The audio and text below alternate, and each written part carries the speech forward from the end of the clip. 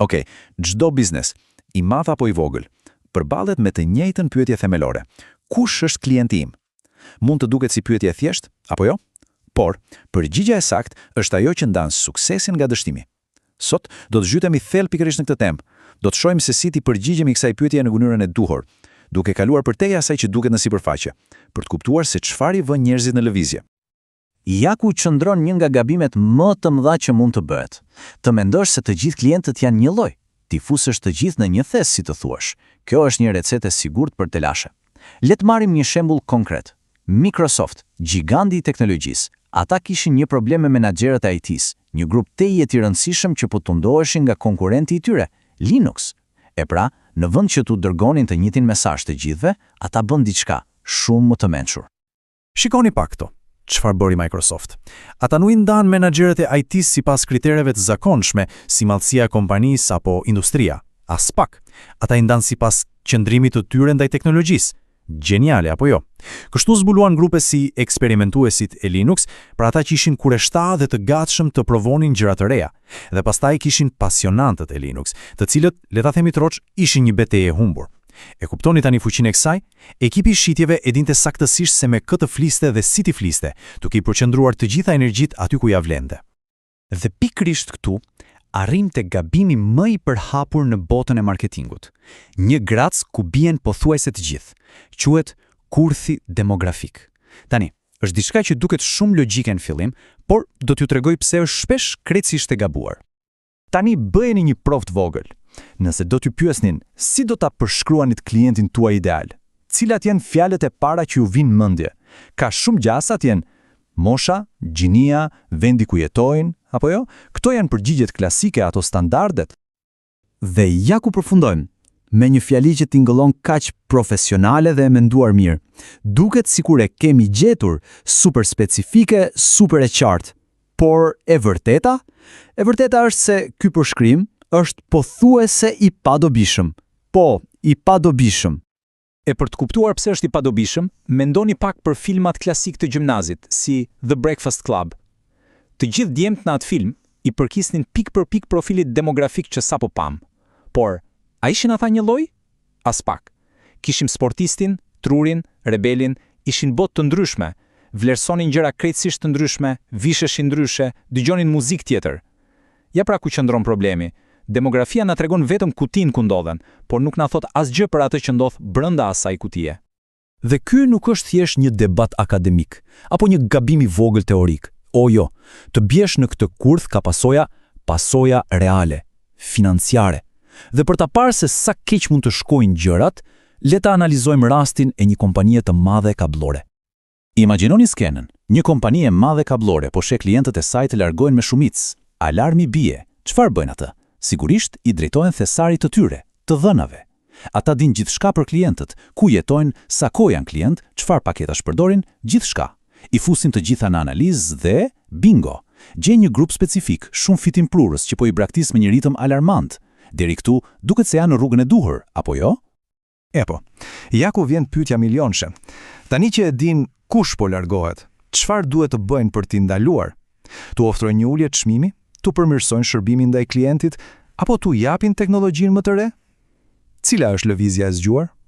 Mendoni pak. E pra, ishte një pyetje me kurth. Përgjigjja e saktë është nuk ke nga ta dish. Pse?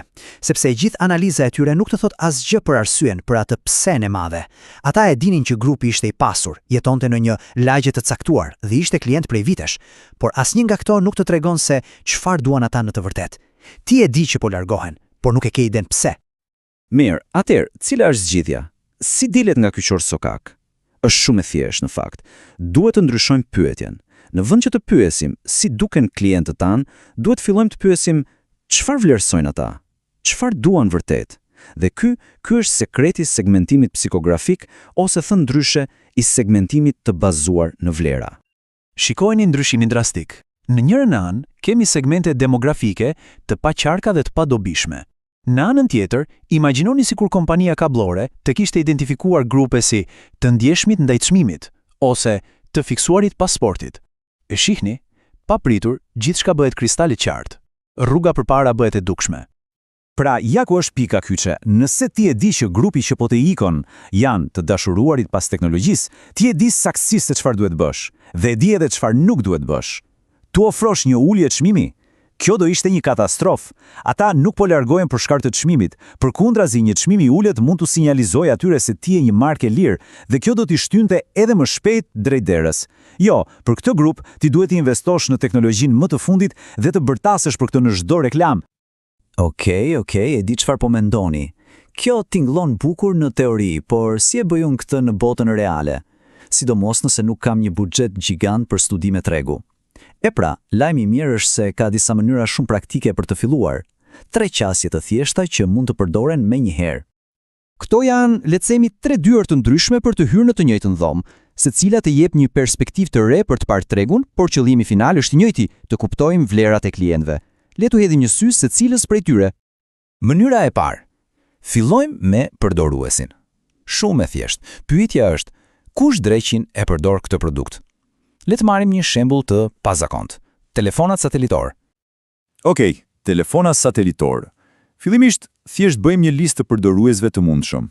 Kemi ushtarakët, gazetarët ndërkombëtar, punojësit e OJZ-ve në zona të thella. Tani vjen pjesa interesante. Pyesim veten, çfarë është më e rëndësishme për secilin prej tyre? Një ushtar në fushë betejë, ai do që telefoni të jetë i pathyeshëm, nuk intereson fare dizajni. Një biznesmen që udhton, ai do diçka të vogël dhe elegante. E shihni, duke bërë këtë ushtrim të thjeshtë, ne fillojmë të ndërtojmë profilet e para të bazuara në vlera. Çësia e dytë kthen gjithçka përmbys. Në vend që të nisemi nga njerëzit, nisemi nga vetë produkti. Pra pyetja këtu është, cilat janë të gjitha përfitimet që ofron produkti im? Le të marrim një shembull të përditshëm, drithrat e mëngjesit ose cerealit. Çfarë ofrojnë cerealet? Shije të mirë, çmim të lirë, janë të shpejta dhe të lehta për t'u përgatitur, disa janë të shëndetshme dhe disa të tjera janë argëtuese për fëmijët. Mirë, tani, për secilin nga këto përfitime pyesim, kush e vlerëson më shumë këtë? Prindrit me një orar të ngjeshur, ata vlerësojnë lehtësinë. Fëmijët, ata duan lodrën brenda kutisë. Pra, ne punojmë brapsht, nga përfitimi te njeriu. Dhe qasja e tretë, ndoshta më e zgjuara, bazohet në një të vërtetë të thjeshtë. Ne nuk jemi i njëjti person gjatë gjithë kohës. Nevojat tona ndryshojnë sipas situatës. Këtu fokusohemi te rasti i përdorimit. Mendoni për verën. Vera që blini për t'ia bërë dhuratë të shefit është krejt ndryshe nga vera që blini për ta pirë në shtëpi me pica, apo jo? E njëjta verë, por raste të ndryshme, vlera të ndryshme. Secili rast është një segment më vete. Pra, tani kemi arritur diçka të madhe. Kemi krijuar segmente të bazuara në vlera, si të dashuruarit pas teknologjisë apo kërkuesit të lehtësisë. Këto janë fantastike sepse na tregojnë çfarë të bëjmë. Por mbetet një problem. Si dreqin i gjem këta njerëz në botën reale? Nuk është se të dashuruarit pas teknologjisë kanë një tatuazh në ball. Dhe këtu vjen pjesa e fundit, shtresa finale e tortës. Dhe ju lutem, kushtojeni vëmendje kësaj, sepse kjo është pika më e rëndësishme gjithë diskutimit. Renditja ka rëndësi kruciale. Nuk filloni me demografinë, kurrë. Ju filloni me vlerat për të kuptuar psen. Dhe vetëm pasi ti keni përcaktuar qartë këto grupe psikografike, vetëm atëherë. Përdorni demografinë si një palë dylbi për t'i gjetur dhe për t'i targetuar këta njerëz në botën reale. Walmart është një shembull perfekt i kësaj formule në veprim. Ata identifikuan një grup psikografik, aspirantët e markave. Pra, njerëz që vlerësojnë modën dhe duan të duken mirë. Kjo është pseja. Pastaj ata shtuan demografinë për t'i gjetur. Kush janë këta njerëz? Të rinj me etni të ndryshme që shohin futboll profesionist dhe lexojnë revista të caktuara. Bum! Tani Walmart e dinte jo vetëm çfarë donin ata, por edhe ku t'i gjente dhe si t'u fliste. Kjo është fuqia e një segmentimi të bërë siç duhet. Edhe kështu mbyllemi me këtë pyetje. Shumë biznese e dinë se si duken klientët e tyre, në letër. Kanë të dhënat, statistikat, por bizneset që fitojnë vërtet, ato e dinë se çfarë vlerësojnë klientët e tyre thellë brenda vetes. Dhe dallimi midis këtyre dy gjërave, pra midis të diturit, si duken, dhe të diturit, çfarë duan, është dallimi midis një marketingu që godet në shenjë dhe një marketingu që humbet krejtësisht.